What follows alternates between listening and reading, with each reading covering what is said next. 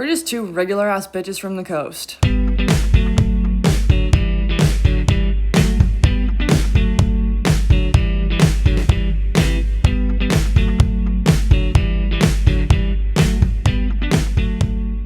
What is up, and welcome to Gym Girls Anonymous. We are your two unhinged gym besties who are here to talk shit, get fit, and figure it out as we go. I'm Ronnie. And I'm Lainey. Our goal is to have fun, share honest, unscammy fitness advice, and get a little real. Today we're going to talk about what we wish we knew before we got started. But before that, let's discuss some of our favorite and least favorite influencers. One of my favorites is Jeff Nippard. He is phenomenal with his information. He has done the research. He loves the scientific side of things, and there's a lot of logic behind everything.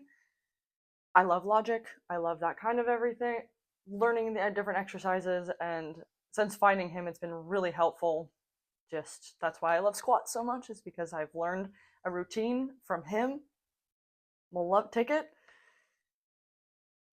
Man, this girl, as a cat popped up on my Instagram page, I think she was doing it on purpose as a rage bait style video. I mean, the way that she was coming off, I don't really want to say her name, but it was Alive with Zahara. Name the puppy. Yeah.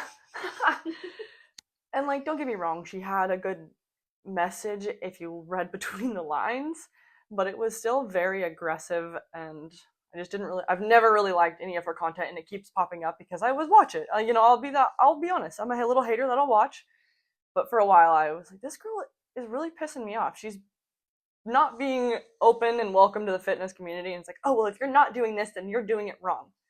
See, I think that's wrong, so just don't agree. Agree to disagree? I don't know. What about you? Stop being a cunt. My loves are Tony and Mariana from the Fitness Stuff for Normal People podcast. They are somewhat science-based. They're always very real. I've learned so much. Real. Love them. So much I've learned from them. You should give them a listen. They're amazing. And my hate is Gary Brecka, who I'm sure he is intelligent. He is a very good communicator, but he is also trying to sell you something. And anyone who's trying to sell you something, you should always question. Anyone who's sharing information with a loop back to their product, question it. I took his word for it. And granted, this is the multivitamin's fault.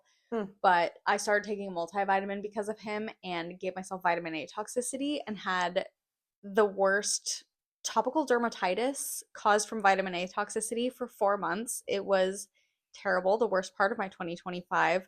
Couldn't figure out what was happening. Well, you tried so many different things to figure out what it could be, and you were just continuing it because you didn't realize it was the multivitamin you had been preached to take. I thought I was taking care of myself. Yeah. And my second honorable mention, just by the way, is anybody who says shit along the lines of, nothing tastes as good as skinny feels. Food does, you fucking ding-dong. Yeah. Fuck anything that's related to skinny talk. Get that shit out of here. We don't fucking want it. Be strong. Be undeniable.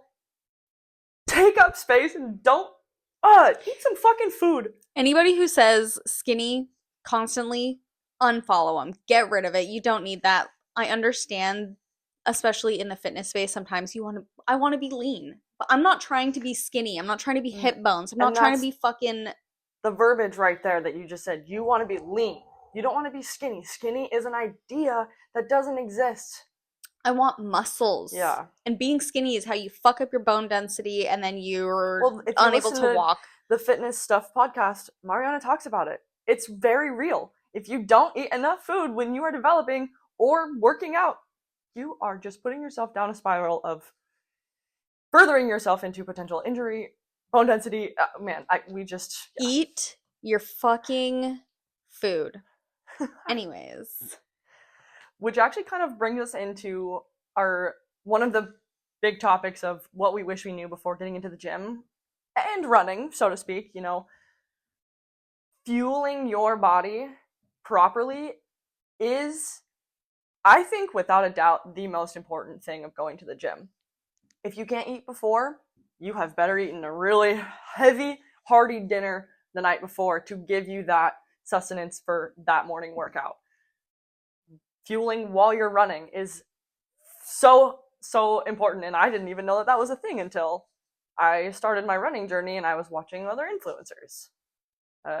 Just it's I didn't eat a lot, and it definitely has prompted me to eat more because I'm so tired, so I'm hungry and I'm eating. And the last probably 2 months has been the best I've eaten, and we've been at this for 2.5 years. Mm-hmm. It didn't come immediately, but it should. Yeah, you definitely need to be paying attention. The buff unicorn said something that I really enjoyed. I don't know her real name on Instagram though. She's great. Hell yeah. She said, "You do not move in order to earn your food. You do not move to eat. You eat to fuel your body to move. You need to have sustenance in order to move." And I think going back to skinny talk, there's this idea of like eating as little as you can, being as small as you can. You need food. You need more fucking food than a toddler, that's for sure. Yeah, we have entire muscles and brains and protein and fiber and all of these things that help you in different ways that if you're not taking, you are failing yourself. You're not going to see progress if you're not eating enough protein. Having constant brain fog and low energy is not normal. And if that's something you're regularly experiencing, first of all, talk to a doctor. But second of all, maybe try eating more for a little bit and see what happens. It's also good too to write it down when you are trying to kind of track things. Like personally right now, I know I needed to eat more, so I've been just consciously doing that, but I haven't been wanting to write down my calories because I'm scared to see the number and because I know it's not enough. So what I've been doing instead is I just make sure that I'm writing down my protein because at the moment that is what's most important to me is getting that protein goal. And typically you get enough calories if you have enough protein. I mean, I'm eating a lot of protein dense food purposefully, so I'm trying to eat as much and I'm feeling a lot more hunger pains, which is like When wing. you start eating enough food, your hunger signals will also normalize. Which is phenomenal that it's been happening. I like that's the newest update for me. We'll definitely talk more about food because I think we have a lot to share about it. But we're gonna fully segue into our what we wish we knew before starting to go to the gym. When we first joined a couple years ago, we would do a 15-ish minute warm up on the treadmill where we would just walk, and I used that time personally to watch what everybody else was doing. Because I had never been to that gym before. You had a little bit of knowledge, so I also relied on you a lot too for that. But I was watching what other people were doing. I watched the owner teaching a client what to do. She grabbed the weight, pulled it down, and blew my mind because it added 3.5 pounds, and we were just complaining, man, I wish we could just go up a couple pounds. I just didn't know that existed until I watched somebody. So don't feel like it's like it can be weird if you're just staring at somebody and watching them, but learn from them is what I'm saying. Don't be weird about it, but maybe take it into account what they're doing and you utilize it. It's not that weird if you make it weird. Get on YouTube or get on Yeah. Instagram and double check that you're doing exercises right. We've stopped in the middle of a workout. That didn't feel right. Let me just pull up a video real fast and double check that we're doing something correctly. We've also stopped in the gym and be like, oh, damn, do you see what they're doing over there? Oh, that's crazy. Okay. And then like Yeah, moving what are on. they doing over there? How does that even help? Like I saw a guy, he had his arm over the barbell and had a kettlebell in his arm and was like swinging it. And I had never seen anything like that before. And you were like, I don't know. 4 days later, a video popped up, shocker, explaining what it was. And of course, I can't think of it now, but it seemed It was something to do with logical. like rolling the lats out. I Yeah, think. which that's cool. Am I going to do it? Probably not, but now I know. So this was something Ronnie wrote down, but I'm going to say it. Having knowledge helps your confidence. So when you learn, you just feel more confident in what you're doing. And I definitely will say when I first was trying to learn new exercises and I was by myself when you weren't there, I did feel uncomfortable looking up a YouTube video because I was like, oh my God, they're going to think that I don't know. No, I clearly don't know. I would rather have wished that I would have not cared so much about the fact that I didn't know what I was doing. Yeah, okay, I'm not supposed to know everything. There is so many resources for that exact reason. mechanics all the time use YouTube, even to this day, because it's such a resource. Don't be afraid of it at all, please. It's better to take a couple minutes and look it up than it is to injure yourself because you're doing something very wrong. And that kind of goes too with recording yourself. I mean, I'm still really not even at that point of setting up the camera to record myself. But if you think you're doing something wrong, you can do that. Set up your phone, record yourself, look at it, compare it to the video, and be like, oh shit, I'm just squatting too much into this kettlebell thing. That's exactly what I did. It's like, oh, this feels wrong. Put up my phone. I was like, oh, it's because I am doing it wrong. I think everybody, even if you're not intending on making any type of content, should film themselves every now and then so you can see your own form and you'll know, like, oh, I'm being a total shrimp here instead of Opening up my opening up. chest. Yeah. Or I'm using my whole body to do this row instead of isolating my upper back muscles. Mm-hmm. Another good one too to remember is don't be afraid to take up space. Everybody is in the gym for their own personal reasons. Don't make it somebody else's problem that you're taking up space. For the love of everything good, please be quiet. Don't be obnoxious. Like, if you're having a chat with your friend and you guys are laughing, that's a whole different, like, please. I love the gym community. We have conversations daily with our gym friends now. Yeah. But I swear to God, if I hear one more bitch singing over her headphones and dancing around, I'm gonna lose it. I am losing it, but it's going to be And towards somebody else. not just a word or two, you guys. A constant hour and a half long concert that is entirely off key. But also, too, if you see a machine that's open, but maybe, for example, we like to put our stuff on the bench next to us, but we don't always need it just because it's easier to put our stuff on a bench than the floor. Somebody walks up and is like, hey, are you using that bench? It's gonna be, oh, yeah, take it, please. Like, we'll take our shit off as fast as we can because, yeah, please, here you go, take it up. But if I'm in the middle of using the bench because I'm sitting on it or working out with it, whatever the reason, and you walk up and say, look, don't push people out of their spots. I'll let you take over that one. If they're finishing up on a machine, if someone's actively using it, rarely, if ever, use your fucking eyes for God's sakes. Do you need to walk over there and go, how many sets you got left? And then proceed to hover like a goddamn helicopter and swoop in like a vulture before they're even cleared out of the machine. If you're doing that, fucking stop and know that people are talking shit about you behind your back. And we'll be as petty as fuck as possible if we have time. It happened to us yesterday. Some dude literally came up to us, asked how many sets we had. We had like 6 more, bro. Go away. You know, I have watched people to see if they are still doing their sets, and as soon as they finish, we will swoop in. But it's so much different when you are standing on the treadmill, watching us the entire time. You see that I'm wiping down the machine, you hit your exit, and you grab your stuff and you start to walk over. Like, that right there is there's a whole nother fucking squat rack right there, my guy.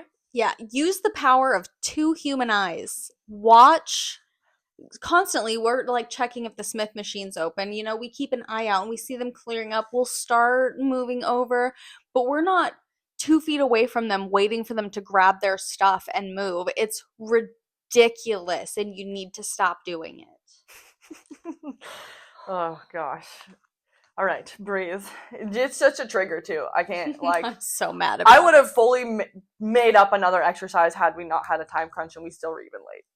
And I understand sometimes, hey, how many sets do you have left? If there's only one machine, there was fully an entirely open squat rack right next to us. Yeah.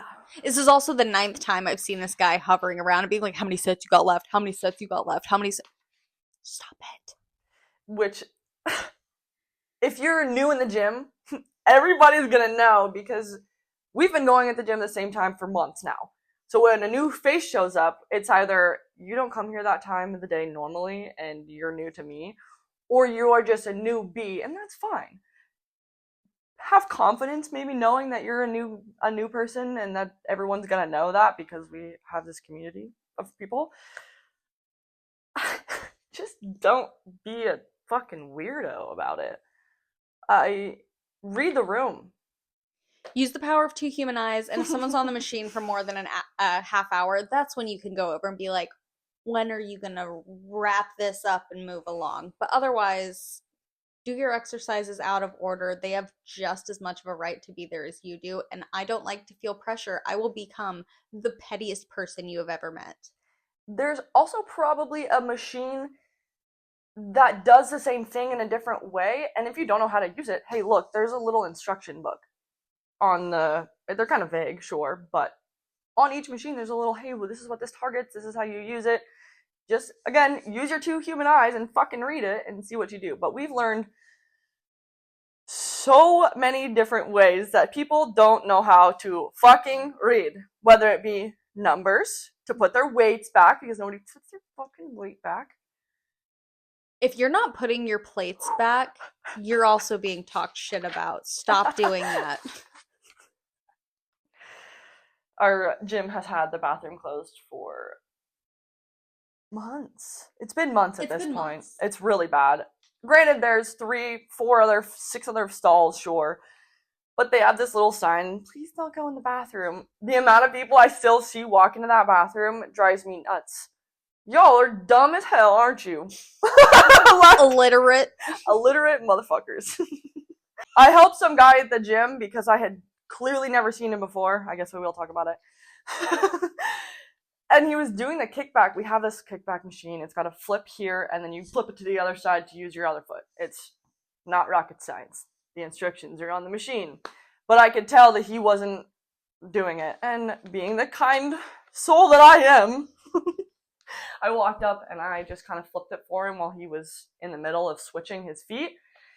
And he was like, oh, thank you so much. I really appreciate it. And I was like, yeah, no problem, buddy. Like, no big deal. Fast forward 4 months, he tried to find me on Instagram, added me a bunch of weird things, and yeah, that's who it was. Fuck that guy. Don't do that shit either. We're talking shit about you. I didn't ask for that. I can't even believe that you spelled my fucking name right. For one, I don't even know that you knew my name. How'd you find me? How'd you find me? Another really good topic that Mariana and Tony talked about was the fact that having a practice set and a strength set is really important. And what I mean by that and what they mean by that is it's really important to focus on your form, how you're doing it slowly so that your muscles can really learn how they're supposed to be working in said exercise, doing a lot more reps at a little weight to get, again, that muscle memory down so you can 3 days, 4 days later, 2 days, whatever the hell it may be, you add some weight, you go really, really heavy, and you build that muscle that way. Because lifting more is not, it is about having stronger muscles, but it is also about the mind-muscle connection and your body's capacity to recruit the proper muscles to make the motion, which it learns in doing lighter weight and form. Well, and that kind of goes back to what we were talking about last week of the muscle strength and muscle endurance. You know, if you're doing 15, 20 reps at a very low weight, your muscles are enduring that. But if you're doing a short amount of reps at a heavy weight, you are strengthening it. Does that make sense, right? Yeah. I say yeah as if it's... Yeah, great. I'm so glad you guys understand. Another thing that I want to talk about with the gym is creatine. So creatine is a natural compound. It is not a steroid. It is something that your body creates in small amounts on its own, and you can also get a little bit of creatine from meat. However, you'd have to eat an insane amount of meat to get the recommended daily amount of creatine. Therefore, it is something I believe every single person should be supplementing with. It's cheap. If you're paying more than $15 for 100 servings, you're being ripped off. Find a different version of it. Pretty sure mine is 15 at Walmart. It's bucked up creatine. Creatine monohydrate. Walmart, buddy. Not that big of a deal. Take it. What creatine is, or what it does, it increases the phosphocreatine stores in your muscles, which helps your ATP, the powerhouse of the cell, adenosine triphosphate, regenerate faster, which leads to more strength and power output, and better short-term performance. So this is helping with 1 or 2 reps, a short sprint or the start of your sprint. This is not long-term muscle, it's short-term power. And it also helps to slightly improve muscle recovery because it causes the body to store more water around your muscles, which Makes them look bigger. makes them look bigger, which is beautiful. When you stop taking it, nothing happens. You might lose a tiny, imperceptible amount of your pump. You will not lose any strength that you gained while taking it, but you might notice 1 or 2 reps becoming more challenging. There are new studies coming out that shows that creatine may have cognitive benefits and like help with sleep deprivation and so on and so forth. These are still a lot newer, but everybody should be taking creatine, including your grandmother. Long story short, it's cheap, it's effective, and you need it. But I promise you, my love, it's gonna take more than a day to feel anything. Weeks, multiple weeks. And like 6. I'm not a fan of the take a bunch at first and then a little bit. No, please. I only did the initial daily every single day. Even on days that you don't work out, every day you want to do it. And I won't lie, I definitely on the weekends probably don't use it, but I don't really care. I've done it for 2 years now. Feel like the weekend days are not that big of a deal when I'm still 5 days out of the week I'm taking a nice supplement. Yeah, if you forget one day, just take it like normal the next day. You do not need to do a loading phase because eventually what happens when you're taking it every single day is that your muscle stores eventually reach a peak. Like you're hitting a point where that's all the phosphocreatine your body can have. If you have too much, your liver or kidneys, don't quote me on this, turns it into creatinine, which is then just urinated out. Eventually your body can only have so much of it, and you will not feel a difference over one day. That's hydration, babe. You drink some water, that's what you're feeling. Okay, it's going to take 4 to 6 weeks for your muscles to store enough for there to be an effect, and it's going to be basically imperceptible. Some people do experience like bloating and things like that. That happens with the loading phase. Do not do a loading phase. You don't need to be taking that much. Just let it slowly do it, and you should basically not know that you're taking it. And when I first started taking it, I didn't realize that people put it in anything other than their water or pre-workout. I put 1 scoop in my blender bottle and 1 scoop of pre-workout. Maybe it's a little bit bigger than a scoop, but here we are. And that's how I take it usually. That's why on the weekends I don't. And remember to take it is because I don't take pre-workout on the weekends. So, I've heard people put in their orange juice. I don't put it in a fizzy drink though. Do not put it in a fizzy drink. I lost half of my Dr. Pepper the other day from doing that. Oh yeah, I don't even remember what I was trying to drink. I think it was whatever it was bubbly and it went everywhere. It just went, which I can only imagine happens if you're in your stomach. If you take creatine and maybe water or whatever and you drink a bubbly drink, you might have some rumbly tumblies in there. You might get a little bloating. It'll go away. Yeah. I did just learn. I used to put it in my water bottle and then, take a couple hours to drink it. It has a timeline. It has a lifespan. If you put it in water, you need to drink it within 2 hours. Otherwise, it will become creatinine and your body will just pee it out. So when you mix it with a liquid, try to consume it more or less as quickly as possible. Yeah, that's why I like it in the pre-workout, is because, I fill up my bottle before I leave for the house, drink it on the drive there. It's maybe in the thing for 30 minutes at the most. Yeah, so I think that's good. But it also have to drink enough water to actually help it work. If you're not drinking enough water and you're just taking the creatine, you're really not doing yourself any favors. They do go hand in hand. Yeah, if you want your muscle to have some nice water around it so it looks full and it recovers faster, you need to have fucking water in your body. Do you have any other comments about what you wish you knew before getting into the gym? I think that's going to be it. Maybe don't be afraid to say hello to people. Some people definitely have resting bitch face. Saying good morning to everybody or good afternoon, acknowledging the people around you is really good. That's how we've made friends that way. I mean, I'm not going to go hang out with them outside of there, but it's good morning, Mark. Good morning, Kevin. Yeah. Even this one lady that I thought was rude because she didn't respond to us, she acknowledged us yesterday and it was super nice. And I was like, oh my God, she likes us. Maybe you're not so mean. That's just a me thing. Maybe that was a me thing. Maybe she was having a bad day, you know? So say hi, get to know people, and then you'll also be more comfortable with, hey, do you know how to do that? Hey, can you help me with this? Yeah, you can rely on the other people to help, which I do remember. I was thinking about it today on the drive.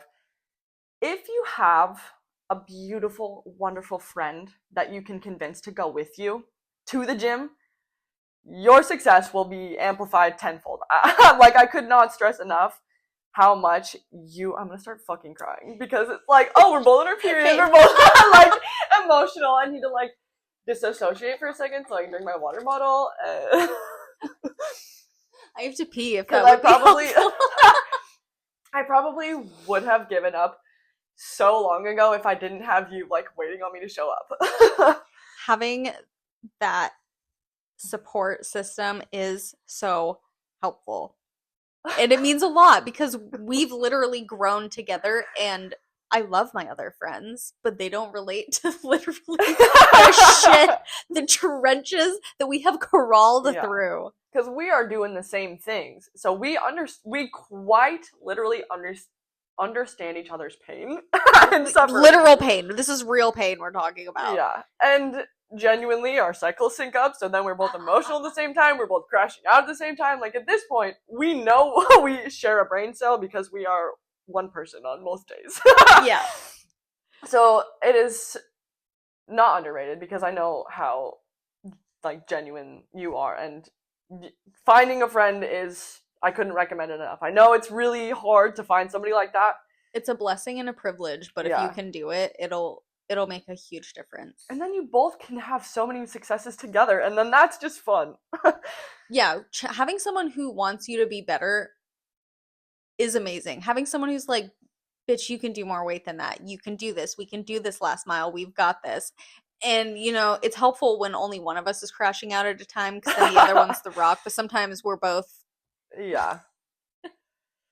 And don't get me wrong, I know girls can be mean to each other, but there has never been a day where I felt in competition with you. I have always been like, get it, bitch, let's fucking go. Like, oh, I'm just so proud of you. And, like, again, I know that that's hard to find, but if you can, please, for the love of God, hold on to her. Yeah, and remember, you're in competition with who you were yesterday, and someone's going to help you get there. You're not in competition with each other. No, yeah, it's you versus you, baby. Always. Baby. Which is a great segue into what we wish we knew before we started running. Oh my God, if you don't have a good pair of running shoes, please save up the money before you start running. Go get a good pair of shoes and do not get a shitty pair. You know, I had a 0-drop wide toe box running shoe for lifting, and it was really nice to lift in because it gave my feet enough room to splay out and grab the ground. The cushion was okay, but come to find out, I shouldn't have been lifting in running shoes, regardless of if they were flat feet or anything. Converse is where it's at, baby. Sponsor us, please. We love you, Converse. Converse. Speak it into the existence. But I was running in those shoes, and I thought that my knee pain was just going to go away because I was like, oh, it's just I'm doing something new. I'm running really hard all of a sudden, and I haven't been doing this before. No, baby. It was those shoes. Throw them away yesterday. I went and spent the money on Brooks Ghosts. They were 120? I think they're like 140. 40? Okay. Expensive. Either way. Yeah, it's not a cheap pair. But boy, did they help me so much. And I have since upgraded again, and I got a $200 pair for sale, $150, which I hope that was how much they paid. I didn't really look. I saw they were on sale and just bought them. The Glycerin Max, they're ginormous. They probably have 2 or 3 inches of cushioning, but I genuinely feel like I'm running on a cloud. It's really nice. I fractured my growth plate in freshman year of high school. I'll probably say it 3 million times because not everybody breaks their knee.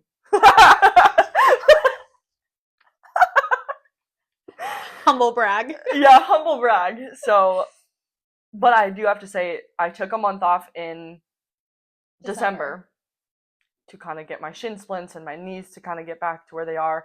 We did 5 miles today. I did feel a little bit of pain on this side, but I think that's a lack of stretching out my hamstring. My quad. I'm literally rubbing my quad. I wasn't gonna say anything. It's fine. Yeah. So don't think I know everything either. I'm still a fucking idiot.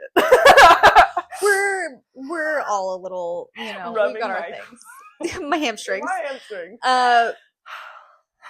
The shoes is definitely a huge thing. I'm a 0-drop wide toe box girly, being a yogi. I like being barefoot. I like having that space.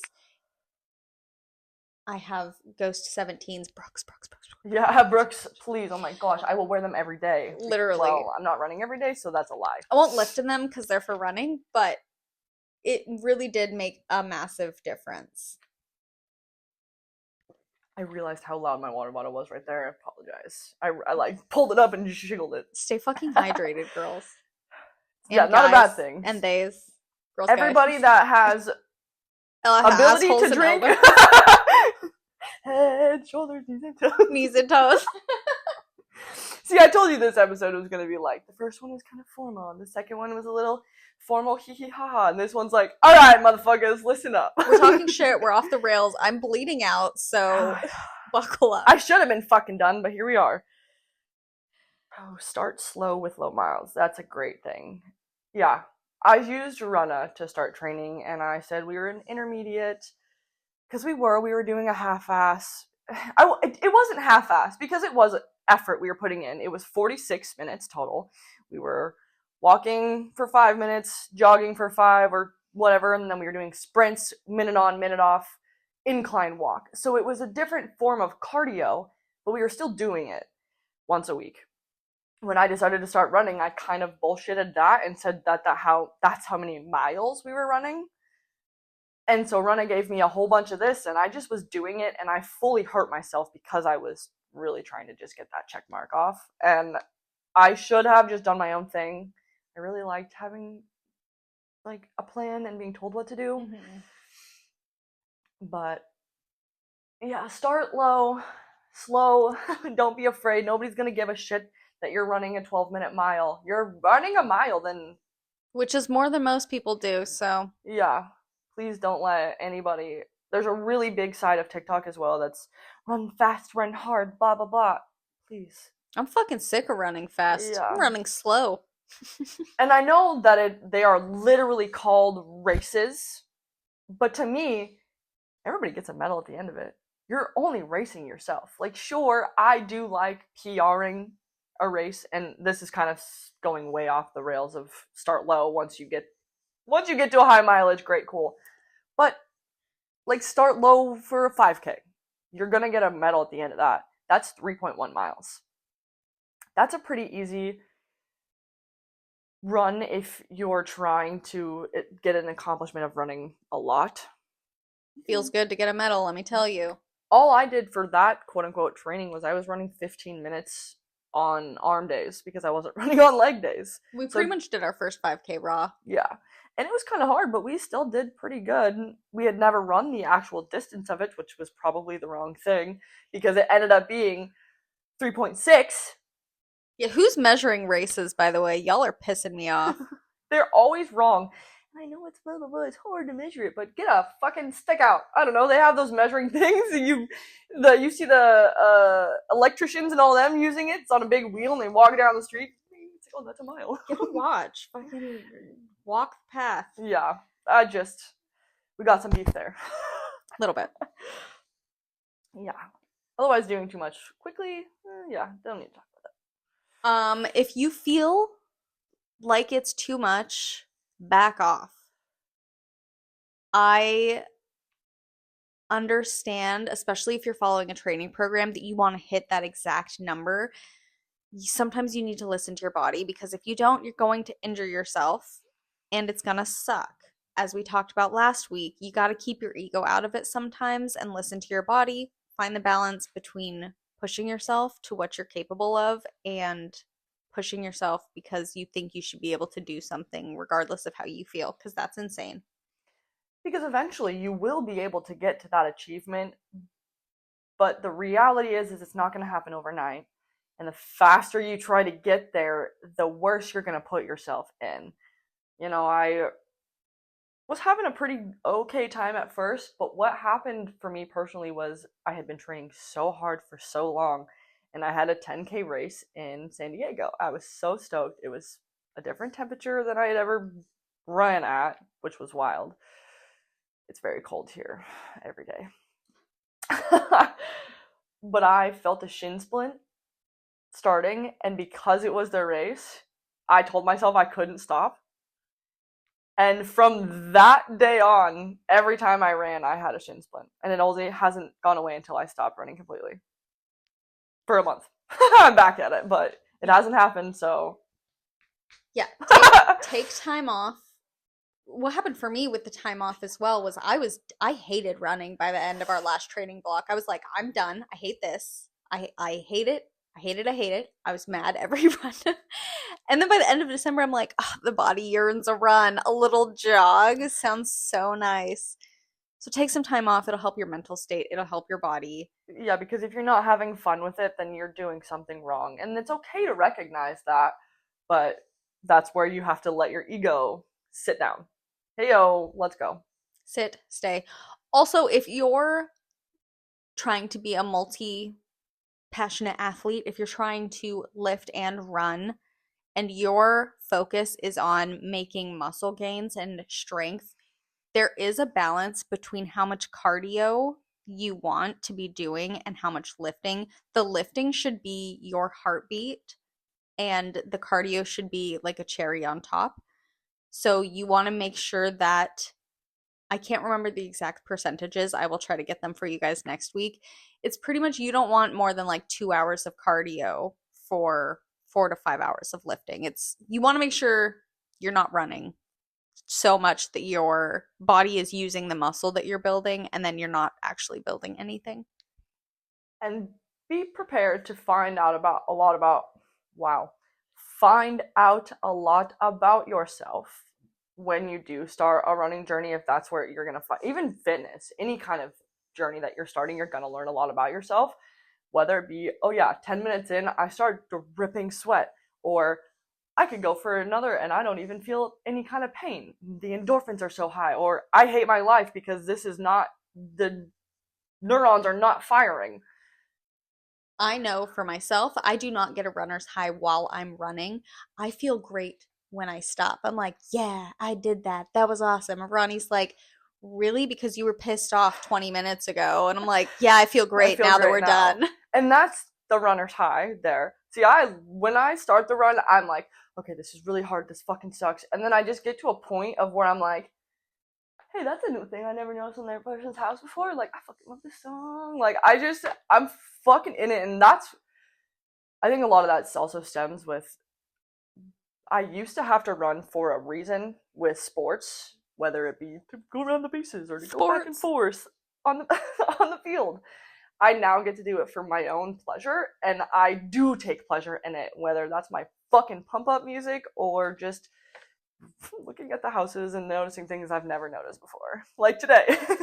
This is basically only my second time running. None of my sports ever involved running. I dropped out of track and field less than a week in, so I am learning to love it. It's always something that I've wanted to love. We're getting there. Which is actually a great example, because you don't have to have been a runner to start running. You can just decide one day that you want to do it, and that's fucking so cool.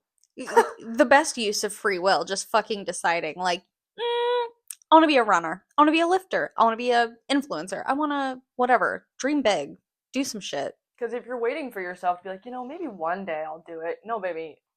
That day is today. There is no other life. There is no alternate universe. Start now, because you're not going to feel ready. It's going to happen after you start. You're going to be like, oh, this feels great. That's when you are ready.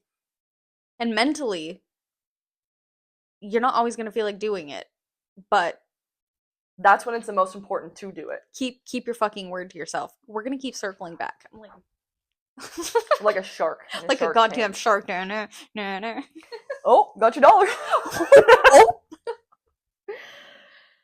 I also have again here how important it is to fuel your body, which again, back to both topics here. Fueling before, during, and after a run here. I guess I'd said both and then specifically whatever. I have found energy gels to be hit or miss. I really enjoy a couple brands specifically. I do also have some caffeine that I like to take when I'm on, like, depending on how long of a run we are doing. Don't be afraid to take a lot of caffeine. Like, don't be afraid to eat some food. Test it out, stay somewhere maybe close to a bathroom if you're trying something new. I won't lie to you. It's not going to be pretty if you're trying gels for the first time. People eat candy. Like, there is so many options for you to try, and that's really what you have to do. You have to just try it out. give yourself a week or two of testing stuff out. I was just taking my pre-workout and lifting, and I always felt fine, but then I saw something on Instagram that was, you gotta eat before you lift. So for like 2 weeks, I eated. I Love would it. I would Eat it. I eat it before I left that, and I didn't notice a fucking difference, except for the fact that I was forcing myself to eat at 5 a.m., which wasn't helpful for me. So I stopped doing it. I especially because we work out so early in the day, I just caffeinate. I drink some water, I caffeinate, I go. As far as fueling goes, give yourself some time to figure out what works for you, try things out for a week or two. I tried eating breakfast for 2 weeks before I lifted because it was supposed to be better for me. I just felt full and kind of sluggish. So I don't eat before I work out. I take my pre workout and I eat afterwards. I also don't do gels or candy on runs. I tried them. It doesn't really. You didn't ever notice a difference, and I feel like that's fine. Yeah. So try things out, figure out what works for you. But for the love of God, make sure you are, in fact, eating at some point. I think the anabolic window for lifting is like 3 hours. But eat. What I've been doing, and I have found much success in, I eat one banana before. Sometimes it's only a half a banana, but it's always a banana. And I'm very lucky that I haven't gotten a banana ick because I definitely have some undiagnosed ADHD to where, or I don't even know if that's connected. I think food ick is totally Food, connected. Yeah. yeah. I just can't, some of it, for some reason, just can't eat it anymore. That's a whole different thing. But the banana is really good. I enjoy it. It just gives me a little bit of something to tide me over because as soon as I get home, I pop in one of my meals. I use a delivery service because, like I have said before, I don't think we actually talked about it. I think that's the part that got clipped out. Oh no, you guys, we missed such a big segment, and now it's gonna have to be its whole A whole new own thing. episode. So if I reference something that doesn't exist, that's why. Just know. But I use a meal delivery service because I cannot deal with the thought of meal prepping. It is getting a little bit easier now that I'm slowly creating a routine, but I will not do anything other than it's so nice to be able to pop it in, go shower, come out, have a nice meal. They're 40 some odd grams. It's all whatever. Besides the point. It's really good to have a routine. Find what works best for you. Don't feel like you're doing anything wrong. Just eat some fucking food, please. When we get to the food episode, it will make sense why we're pushing this so much, by the way. Yeah, we have very different experiences on both sides of the spectrum, and it's really good. We're just gonna get vulnerable and talk about it. So, No shame here. buckle up, buttercup. Another good thing to do is what kind of caffeine that you are taking before the gym and running. I, for a while, was doing a V8 little 80 milligram energy drink, and I would just drink it from my drive to the gym. It used to be 6 minutes. Now I have 12 minutes, so I can drink my pre-workout then. But it doesn't give me enough caffeine to push me over the ledge of pushing really hard. Pre-workout really gives you an extra little oomph. The reason being is there is beta alanine and citrulline. I think that's how you say that. Citrulline? Mhm. Yeah. tyrosine for power. I'm fully reading something because I could not remember these, by the way. Tyrosine for power, pump, and focus. So not only are you getting the caffeine times 500 in pre-workout rather than just like an energy drink. Well, I mean, some of them are similar, but you're getting the extra pump, brain focus, and some other vitamins and stuff that are beneficial. Personally, I love Celsius, the 270 milligrams of caffeine one, if I'm just looking for the caffeine. Beta alanine, by the way, is the thing in your pre-workout that's going to give you the tingles and the itches. It's completely not harmful at all, but Just some people really do find it annoying. annoying. Yeah, you can find tingle-free Without the, pre-workout. yeah, so if you find anything that you don't like because it's tingly, it's the Beta beta alanine. alanine. So There's also, if you really want to get technical with this, there are clinical dosages for the things in pre-workout. All that said, you don't need to do your research unless you want to. Legion Athletics, their pre-workout is all clinically dosed. Not sponsored. Legion. They're great though. It's amazing stuff. And they're probably my favorite pre-workout. I'm gonna be getting some more soon. The rainbow sherbet one is so good. I personally like Bucked Up, also not sponsored, but please. I do see the ads on my Instagram often. It's like, oh, you could be here. I just need more followers, so please follow us on Instagram. Another little thing about the pre-workout though is you can drink a Celsius and then almost immediately go out and feel the effects of your energy drink. You do have to give yourself a little bit more time for your pre-workout to kick in. 20-30 minutes before your exercise, you're really gonna feel the effects of it. Whereas again, energy drink really gives you that like, hey. I'm gonna be a cunt for a second. It's in the fucking name. Pre-workout. You need to take it pre your workout so that it has time to kick in. I see a lot of people, and I guess I'm assuming here, so that's how I make an ass out of you and me, but I'm assuming people with their blender bottles, because I've done it, are drinking their pre-workout or whatever it is in the gym. They're bringing it around with them from machine to machine. I only do that if I forget to drink it on the way in and I just need to finish it and I can't chug it all, because I usually just chug it. But I feel like you're going to feel the effects of your pre-workout after you leave. If you want to feel the effects of masculinity, you need to give yourself 15 to 30 minutes. Isn't that Rick and Morty? I don't That know. sounded like I Rick. am feeling the effects of masculinity. I want to go to war. Yeah, it is. Isn't it when summer becomes grip? Oh, maybe not. Fuck, now I want to watch it. There is the Rick and Morty where they get super swole just to beat up the devil. Not every single run is going to be great. If that's what, because regroup, back to running. If you try to think that everyone's going to be good, everyone's going to be a PR, everything's going to be this, you are going to just fail hard. You're going to crash and burn. Take it slow on days that don't feel great. On days that feel good, go fast. There was a run that I literally could not get my legs to move any faster, and I was okay with that. I walked for some of it. Walking breaks do not mean failure. Stop if you feel pain, if you're tired. It's fine.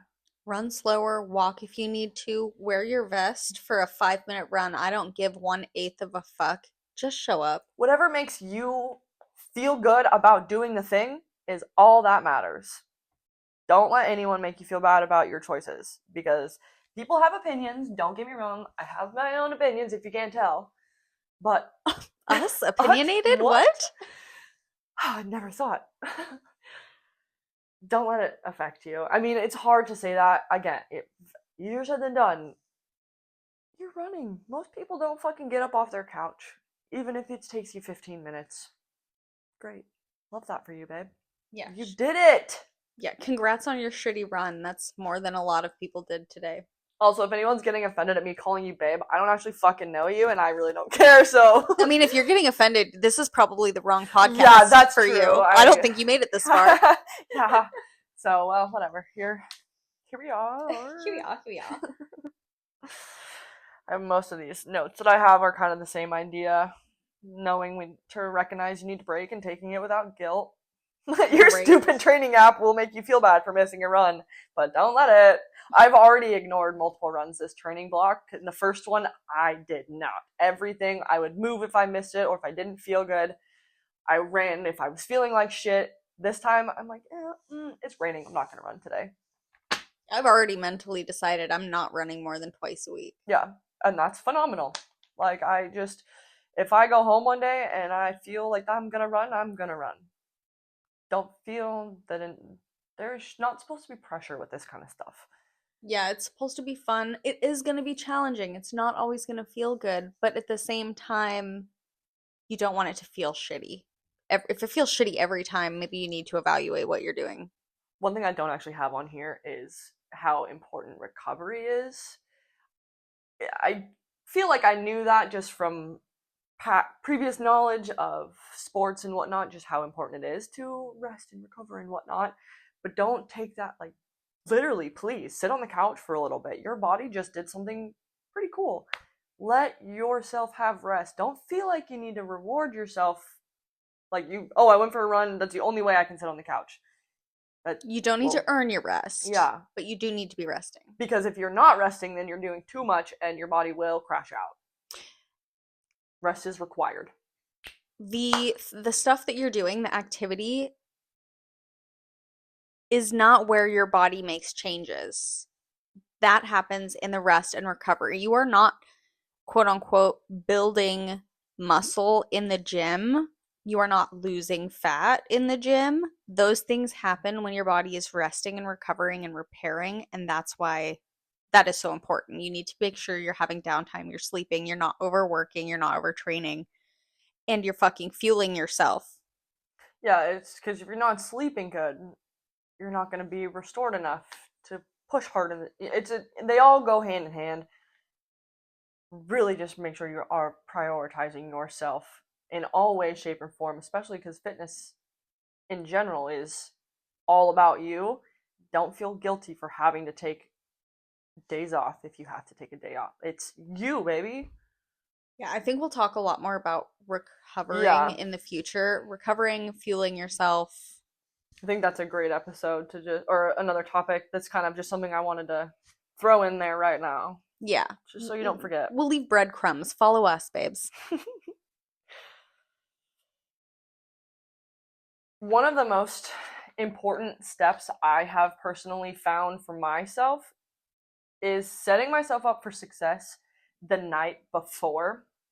What I mean by that is I have a really tough time sticking to a routine, and I very much will bounce all over the place. For example, if I don't have my gym clothes set out in the bathroom the night before, I have a situation where my partner isn't awake when I'm getting up because it's 5:15 in the morning. He doesn't go to work till 8, so he sleeps in. Love that for you.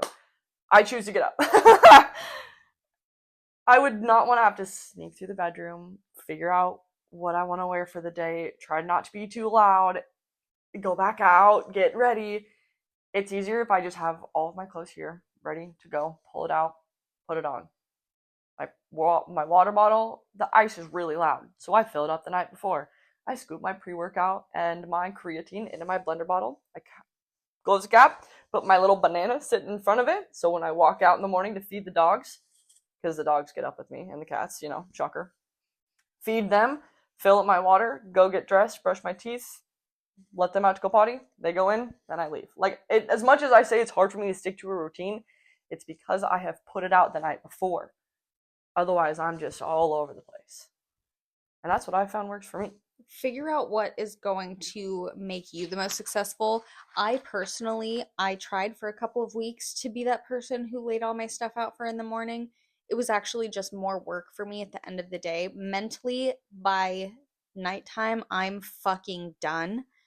It takes no thought on my part to grab my stuff in the morning. I have myself set up for success in a way by having all of my gym clothes at the front of my closet. So it's very easy for me to leggings, shirt, socks, blah, blah, blah. Put that on while I'm doing my skincare and listening to my motivational video. So that's my routine, and that's how I set myself up for success. Well, and like I was saying earlier before we were recording, how you wind yourself down at night is also setting yourself up for success. If you're using your phone until the very last second until you fall asleep, your mind is not going to calm down. You and I both have pretty good nighttime routines where we don't do that. Mine's fresher on the agenda, but it's still something I've been reading every night before bed. Mm-hmm. And it turns my brain off. And I wake up and I'm not thinking about all this stuff because it's easy to go to bed and think about all this and blah, blah, blah, and anxiety and whatever. But, like, yeah, just figuring out a routine in the evening and in the morning. And I guess we're saying this as people who have only gone to the gym in the mornings. We don't go after work. And I know that that might be a whole different situation for other people who have to go after work. That might look like packing your gym bag in the morning with all of your stuff so that by the time you leave work, you already just have to grab your gym bag, go into the gym, change, go from there. A snack to eat before. James Clear talks a lot about habits. Obviously, he wrote Atomic Habits, and friction is the one thing that can stop us from doing something, and that friction can be so small. So the more friction you can remove by having stuff ready, knowing exactly when you're going to do something. For me, that's if I don't have something fully planned and scheduled and knowing exactly when it's going to happen, it probably isn't going to happen. So I set myself up for success by having a schedule. I know I work out at this time. I know that I do my steps at this time. I know that I blah, blah, blah, blah, blah, blah, blah, blah. Remove as much friction as you can in whatever way helps you. And if you notice that you continually miss the mark on something that you're wanting to do, figure out how you can remove that friction and make it easier to accomplish. Is that setting your clothes out the night before? Is it setting your snack out? Is it packing your bag? Is it putting your shoes in the fucking way so that you literally can't ignore them and you know you have to put them on and go do your workout? Yeah, that's a huge thing that I like to do is I'll put something in a very odd spot that doesn't belong so that I see it and I'm like, what? Oh, that's why that's there. Like, stupid, but when I have to change the cat's litter, I'll just open the shower curtain so that I have to look at this litter box. When I'm done with it, I close it. Like, oh, look, my thing is open. Now it's closed. Done with that check mark. You're just like stupid, but you know what I mean. Just find little things. Anything that I need to do, I leave on the kitchen island because I hate when stuff is on the kitchen island. So if it's somewhere that bothers me, I know I will deal with it sooner. Yeah. So just again, find whatever works for you.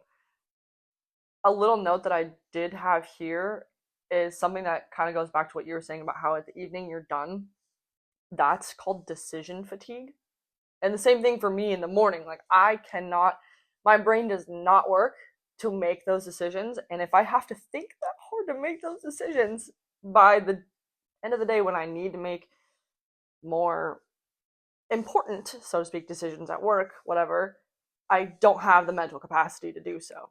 So just find what works for you. You like to have, your brain works, mine works, you like, it doesn't matter.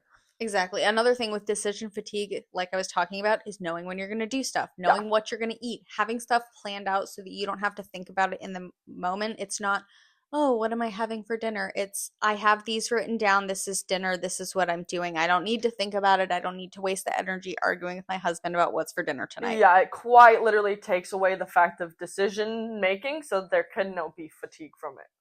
So it's a win-win. It's a win-win. Kind of brings us to the end here. I said everything I can think to say. I'm sure there's more that I'm like, oh damn, I wish I would have said that. I think a lot of this is going to roll over into some stuff that's coming up. Yeah, I shouldn't have closed these so much. It was so loud. But I think that's pretty good for today. We kind of went off the rails. I feel like we hit a lot of things. You're really getting an insight of who we are, and what we want to accomplish. We really are just trying to be fun and give you some information. Like, obviously, we're not professionals at anything. You are for sure a body professional with your massage therapy. I do bodies, guys. We're trying to be fun and informational and an outlet as well, because nothing bonds like a little bit of shit talking. Yeah, and with the reality of the day-to-day, reality of the day-to-day. The reality of this shit. it's better to be strong and fit and able-bodied if you can be. Do it. Planning for the future and being strong. That being said, follow us at Gym Girls Anonymous Podcast on Instagram. You can follow me at Lainey Shipman on all social medias. You can follow me at Ronnie.Hansen on all social medias. Not fully sure what next week's going to hold. Maybe recovery, maybe food, maybe, all the above. If you have any suggestions, things that we covered, and you want more information on, we didn't cover, and you're like, wait, what the fuck do we wear? What do we do? We didn't talk about what you wear. Whatever you want. Whatever the fuck you want. As long as you're comfortable, we don't give a shit. If we forgot to land the plane on anything because the ADHD took over, please let us know. We do listen back, but, we're human. But on that foot, you barbarian bitches, we'll catch you next time. Thanks for listening. Bye.